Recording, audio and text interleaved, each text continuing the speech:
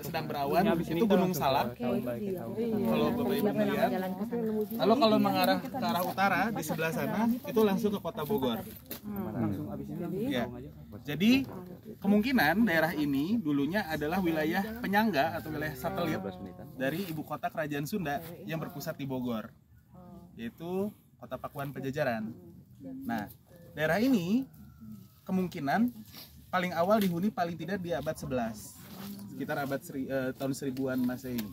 Berdasarkan temuan keramik, sebaran keramik yang ada di depan Bapak Ibu semua di sini, yang kebetulan hari ini saya tidak bawa yang paling tua, itu yang berasal dari zaman dinasti Sung. Ada yang tahu zaman dinasti Sung? 7. Di sekitar abad 1000 sampai 1100 Masehi. Jadi kalau yang paham sejarah Tiongkok mungkin periode sebelum Cina dijajah oleh Kublai Khan sama Mongol.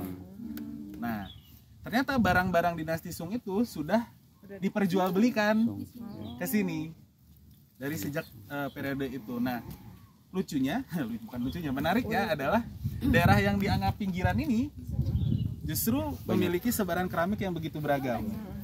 Artinya dulu kita tidak bisa membayangkan kondisi sekarang gitu ya, dalam kondisi di masa lalu, bahwa ternyata daerah seterpinggiran ini itu terkoneksi dengan internasional. Kayak gitu. Padahal jauh dari laut ya? Jauh dari laut. Ya, dataran tinggi lah. Nah, kira-kira ada yang bisa menebak kenapa bisa ada barang yang sedemikian banyak? Hadiahnya apa? Itu satu hal. Tapi hal yang kedua adalah bahwa tradisi perdagangan dari zaman dahulu kala, bahkan sampai generasi di atas Kang Ahmad, itu masih berlangsung. Jadi pernah melihat orang Baduy jalan kaki, biasanya jualan madu, itu dulu hampir seluruh orang Jawa Barat melakukan hal itu. Jadi dulu transportasi itu tidak bergantung pada kendaraan. Jadi dulu biasanya mereka telah memilih rute-rute tertentu untuk secara reguler. Biasanya mereka akan memperjualbelikan barang hasil yang ada di sini untuk dipertukarkan ke daerah pusat. Gitu. Misalnya kakeknya Kang Ahmad sendiri misalnya dulu pernah paling jauh berdagang itu ke Mester Cornelis. Ada yang tahu Mester Cornelis? Ya. Jatinegara. Jadi jauh sekali dan itu jalan kaki. Dari sini. Berarti barter mereka atau apa ya? Dulu barter, dan dulu juga sebetulnya sudah dikenal mata uang. Gitu. Itu sudah ada mata uang. Dan mata uang yang satu itu diadopsi adalah mata uang gobang, mata uang kepeng yang dipakai oleh orang Tionghoa. Jadi biasanya produksi emas dan lain-lain diambil dari sini, kemudian dibawa ke sana dijadikan koin-koin emas. Jadi nanti ya, jadi pertukarannya itu berdasarkan mata uang dan bahan pembentuk uang itu sendiri. Gitu. Nah, keramik yang tertua yang ada di hadapan Bapak Ibu semua adalah keramik ini dinasti Yuan. Keramik ini ada kira-kira di zaman, ada yang bisa nebak? Borobudur. Pertama kali Kerajaan Majapahit berdiri abad 13, abad 14. Kemudian zamannya Kublai Khan. Ini zaman kekaisarannya Kublai Khan. Nah, jadi ini dua jenis keramiknya. Jadi ada yang biru putih, ada yang polos. Gitu. Nah, temuan paling banyak itu adalah dari zaman dinasti berikutnya. Ada yang bisa nebak zamannya siapa ini? Ming. Tokoh Cina yang paling terkenal yang suka disebut-sebut di sejarah Indonesia. Dracin ada tuh.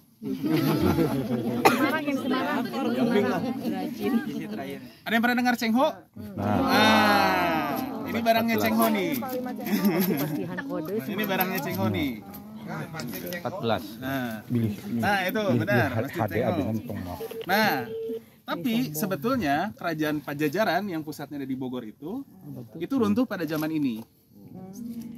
Tapi apakah artinya masyarakat di sini punah? Ternyata tidak, karena di masa berikutnya ada lagi, yaitu zaman dinasti Qing. Wong Fei Hung tahu yang rambutnya berkuncir itu? Nah, ini diproduksi di zaman dinasti Qing. Nah, tapi ternyata selain dari keramik-keramik ini, kita juga menemukan keramik di luar Cina. Misalnya keramik Vietnam ini kelasnya lebih rendah daripada kelas Cina.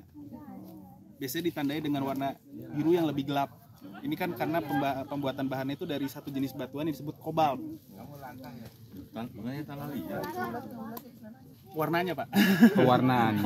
Warnanya itu dari biasanya ibu-ibu suka pakai sipat mata, itu kan dari bahan batu juga ya. Nah, mirip-mirip batunya. Bedanya kalau batu sipat mata itu warna hitam, ini warnanya biru.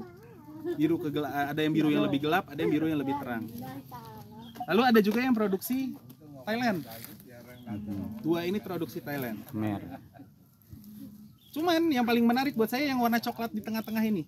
Kecil sekali. Ini cuma ditemukan satu-satunya nih selama saya penelitian. Ini adalah disebut Batavianware namanya. Jadi keramik yang diproduksi di Cina atas pesanannya VOC. Hanya VOC yang punya. Dan cirinya jelas, warnanya coklat, belakangnya putih. Nah, ternyata barang itu masuk ke sini. Padahal sangat eksklusif ya. Sangat eksklusif. Mungkin yang pakai cuma gubernur jenderal atau siapa. Karena custom. Nah, lalu ada yang paling ini sebetulnya masih asumsi. Ada keramik Jepang. Di Jawa Barat paling banyak keramik Jepang itu ditemukan di Banten. Jadi kemungkinan barang ini juga dibawanya dari Banten. Bisa sampai ke sini. Ada yang tahu botol merkuri? Ya. Merkuri itu biasanya digunakan untuk penyepuhan emas atau logam-logam tertentu. Nah, sepertinya dulu kegiatan itu ada di sini. Karena sisa botol merkurinya ditemukan. Ini kalau ibu lihat warna aslinya coklat, tapi kenapa dia memudar? Karena dia terkena merkuri, air raksa. Artinya kemasannya ada di sebelah mana? Kemasan tempat pembuatan emas kan kamasan Oh, namanya. kemasannya. Ya. Mungkin daerah sini, cuman kita belum bisa memetakan ada di mana. Cuman, nah nanti Diteliti lagi. bisa menambahkan. Nah, cuman bukan berarti ini semuanya barang impor ya. Artinya kita Lokal juga full ada. impor. Ternyata ada juga barang lokal dalam bentuk tembikar. Nah, tembikar ini biasanya digunakan untuk kegiatan Ritual. sehari-hari. Justru yang sehari-hari, yang ritual biasanya menggunakan barang-barang yang tanda kutip Mahal. lebih mewah. Ada gitu. Oh, buat peralatan rumah tangga maksudnya. Betul. Jadi ada yang bentuknya piring, ada yang gelas, bentuknya mangkok. kendi, Gerabah. ada yang ya macam-macam bentuknya ya. Lalu ada yang warnanya slip hitam. Ada yang bisa tahu slip hitam ini ditemukan di mana? Kebanyakan. Banyak. Jadi dia keramik tapi dikasih pewarnaan hitam. Sisipan warna hitam. Biasanya terbuat dari sekam. Jawa itu. Jawa. Jadi barang-barang dari Jawa Tengah juga ditemukan di sini. Begitu. Jadi artinya apa? Bahwa tempat ini sebetulnya pada di satu masa tertentu itu terhubung dengan banyak tempat. Dan mungkin bapak ibu semua yang datang dari mana-mana ini sebetulnya mengulang sejarah. Ya karena dulu sebetulnya barang-barang dari berbagai tempat itu juga hadir di sini. Begitu. Apa kepentingannya? Kepentingannya adalah penunjang ekonomi. Jadi karena daerah ini adalah daerah penunjang ibu kota Pakuan yang konon menurut catatan Portugis 50.000 penduduk, kan tidak mungkin kalau mereka memproduksi pangan sendiri tuh. Nah, daerah inilah yang menjadi tempat produksi pangan mereka. Begitu. Sampai akhirnya berlanjut sampai sekarang menjadi pusat kegiatan pertanian. Sampai namanya sekarang pun jadi Lembur Sawah atau Kampung Sawah. Mungkin begitu. Apabila ada pertanyaan. Bukannya Dayakolot. Ya, bahkan Dayakolot. Apakah ada pertanyaan? Kalau dari Korea belum ketemu. Kebetulan Korea minim Pak produksi barangnya. Sebetulnya bahkan Jepang sendiri itu sangat jarang sekali memproduksi keramik karena mereka sebetulnya meniru Cina. Iya kan, deketan ya. Iya. Cuman ternyata barang Korea itu antara mereka memang jarang memproduksi atau memang ya memang tidak laku di perdagangan karena jarang sekali ditemukan di luar Asia Timur. Atau Korea masih terjajah oleh Cina waktu itu. Bisa jadi. Faktor itu juga bisa. Ex officio by China. Alat-alat kan kalau alat rumah tangga untuk itu kan keramik ya. Kayak misalkan alat berburu atau apa. Masih logam Mas. Kalau abad ini udah logam. Nah, masalahnya kan temuan-temuan ini kebanyakan ditemukan di tanah ya Pak. Jadi antara itu hasil penggalian atau kemudian ini kan sebetulnya temuan permukaan. Jadi kalau Bapak jalan 100 meter ke sana, Permukaan. Bapak pasti nemu yang kayak gini. Ayo mulai. Jadi sebegitu kayanya. Yang ingin saya tunjukkan artinya sebegitu kayanya tempat ini sampai tidak perlu menggali pun nemu. Aha. Ini saya semua bukan hasil penggalian. Permukaan ini. Gitu. Jadi bercecer di mana-mana. Artinya karena dia ditemukan di permukaan tanah, banyak benda-benda itu yang udah hancur, termasuk logam. Gitu. Ini karena bahannya adalah hasil dari tanah juga, itu satu hal. Dan kedua, dia dibakar dengan suhu yang sangat tinggi, sehingga bertahan. Secara ilmiahnya begitu.